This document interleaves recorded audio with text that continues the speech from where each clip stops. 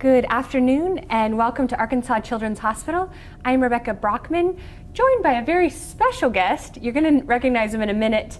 Right now, Joe Schaffner from our Injury Prevention Center has on a popular Halloween costume item that's really hot this year, but it's also really dangerous, and Joe is going to share and tell us why in a minute.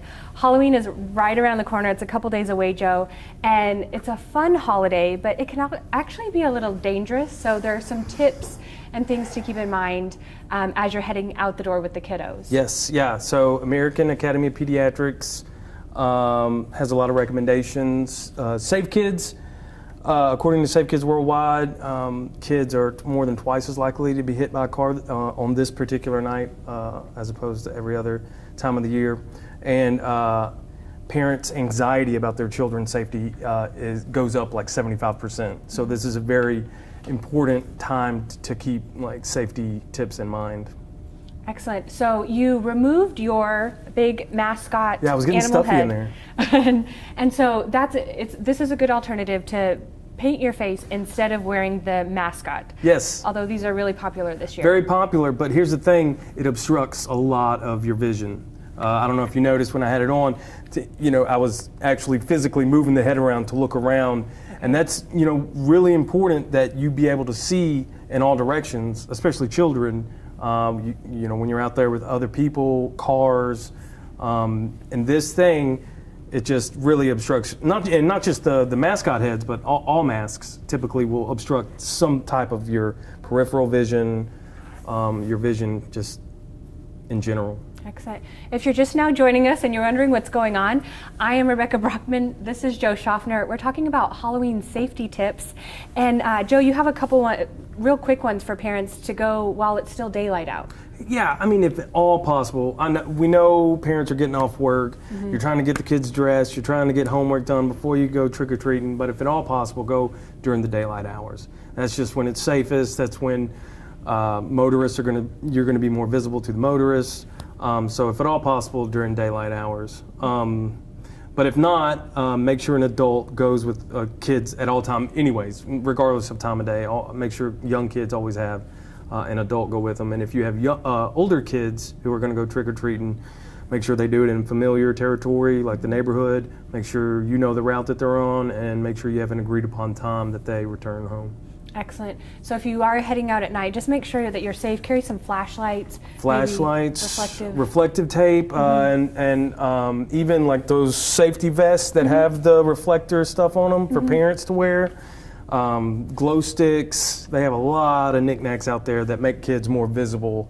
Definitely wear bright colored costumes as opposed to black, something that might blend you into the background. The key is you want to be as visible as possible to the motorists out there. Excellent. And other pedestrians. Excellent. So you're heading out, you're filling your bag or basket full of candy. What should parents keep in mind with the candy involved? So wait until you get home to have anything. Make sure they don't sneak a few treats in the back as you're walking around or driving around. No homemade treats, unless you know it was made by grandma or mm-hmm. somebody, simply because food allergies, you don't know the conditions of the sanitary conditions in which the homemade treats were made. You don't know the ingredients. There's just a lot of things that we really just, the best thing overall is just to avoid homemade treats. And of course, don't eat any candy that's been unwrapped, mm-hmm. And just be mindful of the amount that your children are eating. Excellent. And something new we've seen recently are the teal pumpkins that let the parents know that whatever candy they're giving out is allergy free and free of everything. So if you see the teal pumpkins, it's become pretty popular on social. Haven't heard of that. Yeah, if you see the teal pumpkins in front of the houses, so that's good. Good costume safety, candy safety. But really, I think what you touched on is how dangerous it is when you're out walking. Tips for drivers.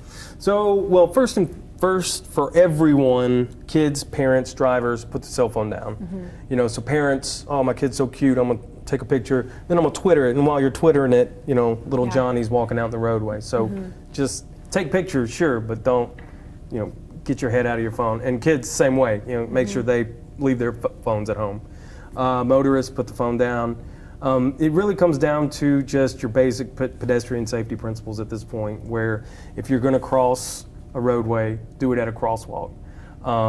When you do cross a roadway, make sure if there are any vehicles present that you make eye contact with them, and there's like a visual understanding that you intend to pass in front of them. No headphones. You need to be hearing all around you. Turn the music down.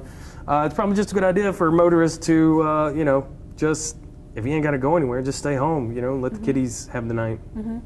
These are all really good tips. We want you to have a safe and happy and healthy Halloween. If you have any questions, feel free to leave them below and we'll reach out to Joe and get them answered.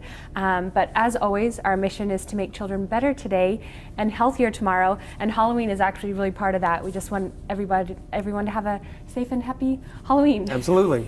And I think we are. So thank you for joining us. Thank you, Joe. Thank you. All right, we'll see you next time.